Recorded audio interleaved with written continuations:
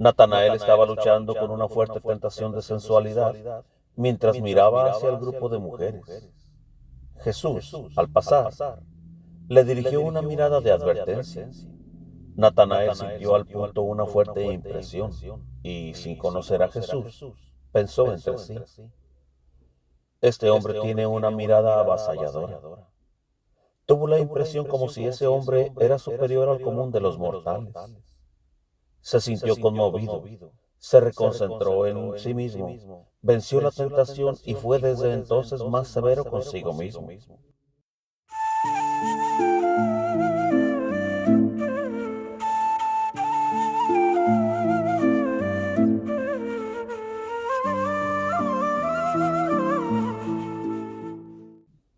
Ana Catalina Emery, Visiones y Revelaciones Completas, época segunda, desde el comienzo de la vida pública de Jesús hasta la primera Pascua. Capítulo primero. Comienzo de la vida pública de Jesús, junio 3.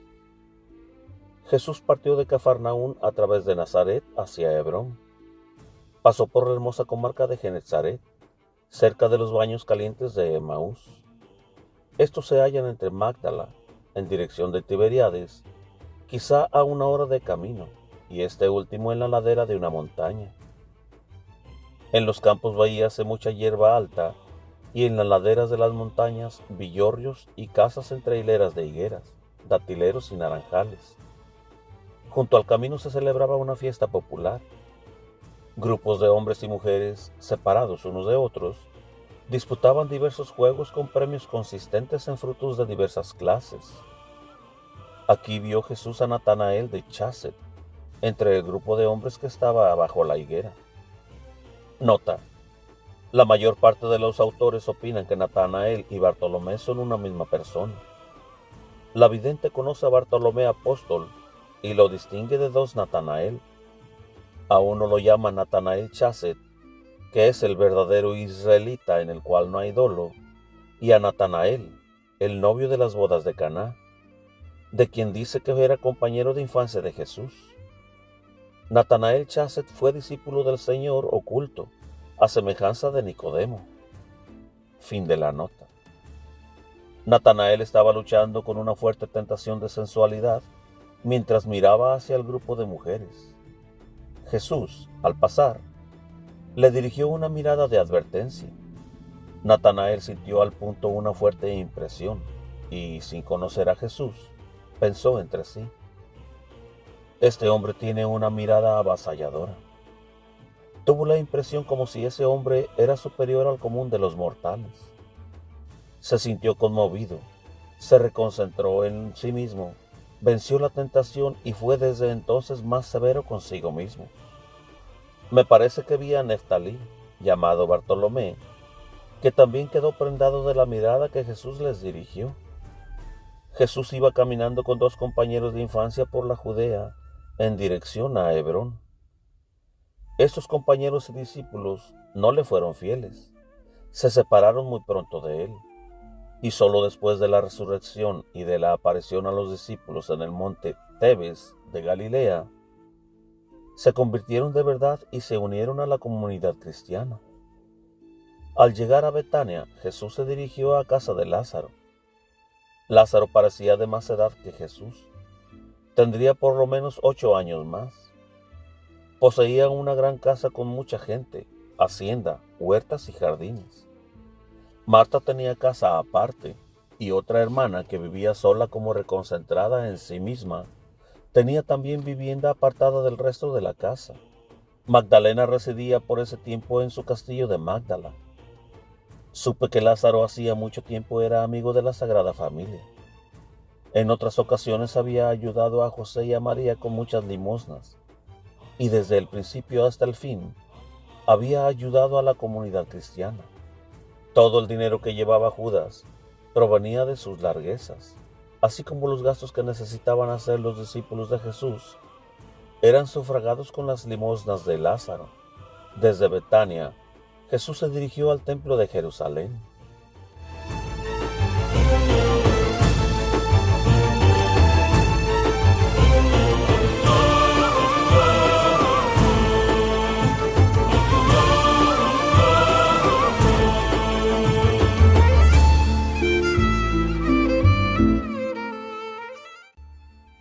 Capítulo 2. La familia de Lázaro. El padre de Lázaro se llamó Sará o Será y era de noble estirpe, originaria de Egipto. Había vivido también en Siria, en los confines con Arabia, y tenía parentesco y amistad con un rey de Siria. Por sus merecimientos en una guerra fue premiado por el emperador romano con tierras y posesiones cerca de Jerusalén y en Galilea. Era como un príncipe entre sus compatriotas y muy rico, y por su casamiento con una mujer judía de la clase de los fariseos, había aumentado sus bienes materiales. Su mujer se llamaba Jezabel. Lázaro se hizo judío y era observante de la ley, piadoso al modo de los fariseos de su tiempo. Tenía un derecho sobre parte de la ciudad cerca del monte de Sión, donde el torrente corre a través del barranco, junto a la colina del templo. Pero la mayor parte de sus derechos los había cedido al templo. Con todo, había quedado en la familia un antiguo derecho sobre la parte donde vi más tarde que los apóstoles subían al cenáculo, a pesar de no pertenecer ya a sus posesiones. El solar de Betania era muy grande, con muchos jardines, pozos y terrazas, y estaba circundado con un doble foso. La familia de Lázaro estaba enterada de las profecías de Simeón y de Ana. Esperaban al Mesías, y en la infancia de Jesús tuvieron amistad con la Sagrada Familia, de la manera que aún hoy se ven familias nobles, amigas de otras humildes. Los padres de Lázaro tuvieron 15 hijos, de los cuales 6 murieron tempranamente. 9 llegaron a la edad adulta, y solo 4 vivían en tiempos de la predicación de Cristo. Estos 4 fueron Marta, de 2 años menor, una María, llamada Silenciosa, de 2 años menor que Marta, y María Magdalena, de 5 años menos que María la Silenciosa, que era tenida por algo corta de mente. Esta María no está nombrada en la Escritura, pero valía mucho delante de Dios. En la familia quedaba como arrinconada, y por esto era desconocida. Nota: de María la Silenciosa, hermana de Marta y de María Magdalena, no hace mención el Evangelio. Era tenida por lela en la familia de Lázaro, y murió antes de la pasión del Señor. De ella habla también Teresa de Newman, en sus visiones de la familia de Lázaro, y le da el mismo apodo, la Silenciosa. Fin de la nota. Magdalena, la menor de todas, era muy hermosa, y desde sus primeros años se manifestó de aspecto lleno, vigoroso y esbelto. Estaba llena de vanidad, de coquetería y de seducciones. Al cumplir 7 años ya habían muerto sus padres. Ella no los sufría, por los severos ayunos que practicaban en la casa. Desde pequeña era vanidosa, orgullosa, muelle y caprichosa, y por demás golosa. No le era fiel a nadie, y solo buscaba al que la halagaba más. Era derrochadora y dadivosa por compasión natural, y dada a todo lo brillante y a las magnificencias exteriores. Su madre tenía parte de culpa por sus mimos. También había heredado de ella su compasión natural y sensible. La madre y la nodriza falsearon la información de Magdalena, porque en todas partes la hacían aparecer para lucir. Dejaban aplaudir sus coqueterías y artes de seducción, y solían permanecer demasiado con ella a la ventana y en público. Esta costumbre de sentarse a la ventana para curiosear fue el comienzo de su ruina moral.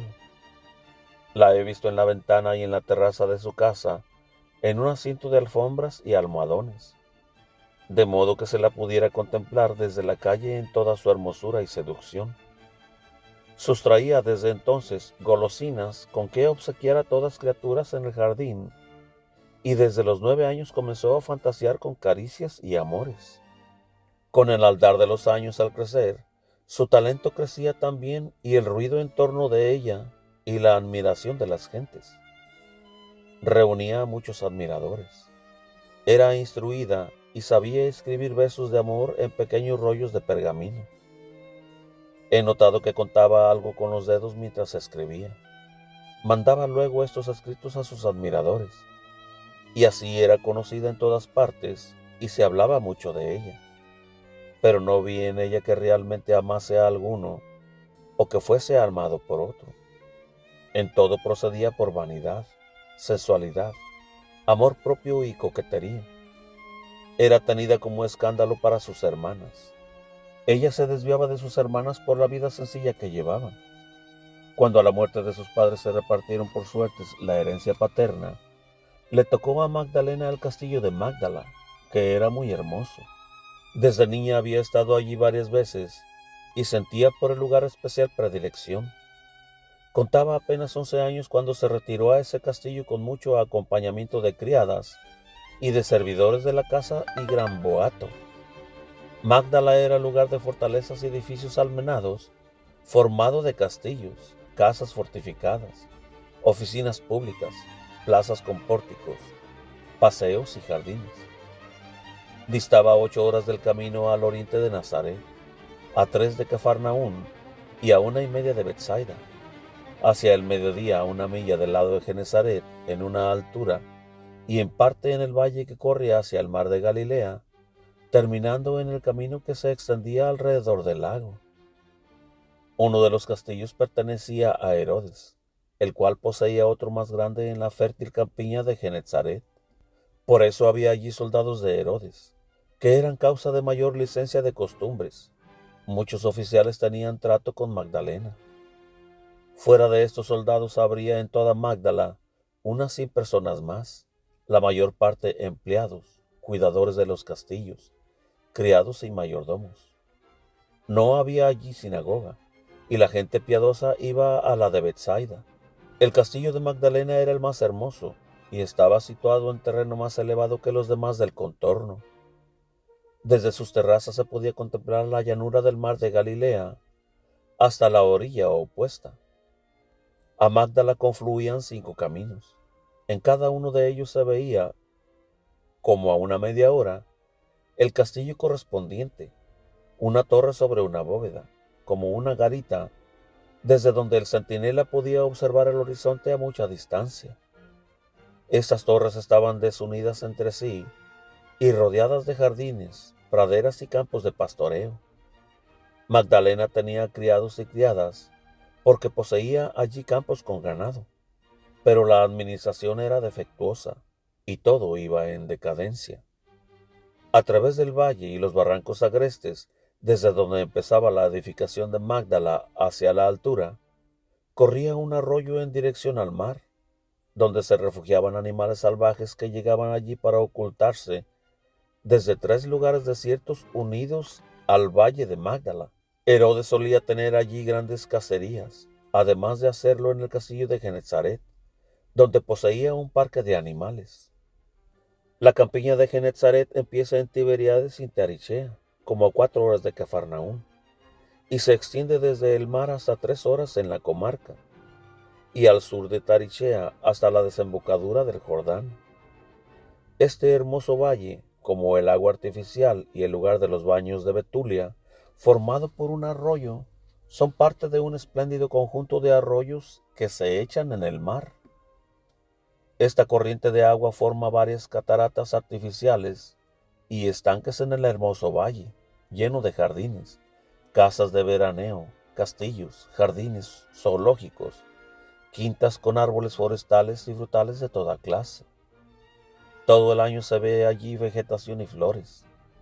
Los ricos del país, especialmente de Jerusalén, tienen allí sus residencias de verano, con jardines, parques y paseos. El lugar está lleno de casitas, paseos, enramadas con senderos de setos verdes y con caminos bordeados de árboles en forma de pirámides, configurando colinas y elevaciones de diferentes aspectos. Fuera de Magdala no se ve en los alrededores otras poblaciones.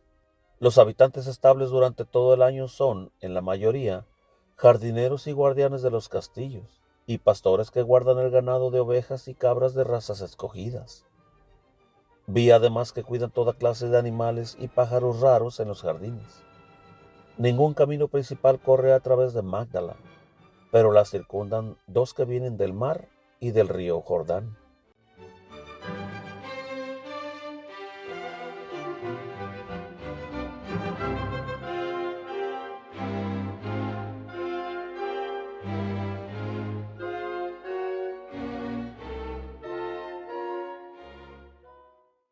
Capítulo 3. Jesús en Hebrón, en Dothaim y en Nazaret. Junio 7. Cuando Jesús llegó a Hebrón, despachó a sus compañeros diciéndoles que él debía visitar a un amigo. Zacarías e Isabel ya no vivían, y Jesús se dirigió hacia el desierto, a donde Isabel había llevado al niño Juan. Este desierto estaba entre Hebrón y el sur del Mar Muerto. Primero se atraviesa una alta montaña de piedras blancas y se entra en un ameno valle de palmas. Allí se dirigió Jesús y estuvo en la cueva donde había estado Juan, llevado por Isabel. Luego lo vi pasando un riachuelo por el cual había pasado también Juan con Isabel. Lo he visto solitario y en oración, como si se preparase para su vida pública. De ese desierto volvió nuevamente a Hebrón. Ayuda en todas partes donde se ofrecía el caso.